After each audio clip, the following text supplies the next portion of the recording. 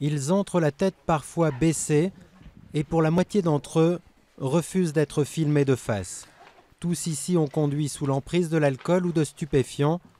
Aujourd'hui, ils sont convoqués au palais de justice pour un stage de confrontation avec des proches de victimes d'accidents de la route. En général, quand on commet un délit routier, on se dit le risque que j'ai, c'est de perdre mes points, c'est de perdre mon permis.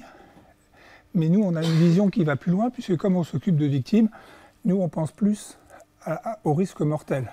Ici donc, pas de récupération de points possible, mais une rencontre avec des familles de victimes à la place d'un passage devant le juge. Nadine et Philippe Poinceau ont perdu leur fille de 9 ans dans un accident de la route. Ils expliquent que le conducteur en faute n'avait pas son permis.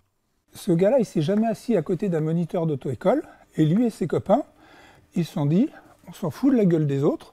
Après l'histoire de Marilou, ce sera celle de Terry, Nina, Benoît ou bien encore Pierrot.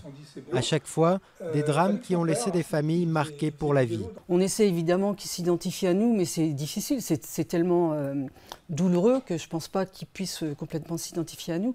Mais si au moins ils prennent conscience de nos propos et de ce qu'on veut faire passer, on aura gagné en partie, quoi. Au bout de 3 heures d'échanges et de témoignages, le stage est sur le point de se terminer. Chacun des participants, qui a réglé 150 € à l'association, est invité à remplir un questionnaire et y confier ses premières impressions. C'est touchant quand même de voir ces choses-là, de voir des enfants tués. Honnêtement, maintenant, ça fait réfléchir. Et puis maintenant, je me dis, quand je prendrai le volant, je boirai plus le goût de l'alcool, c'est terminé, quoi.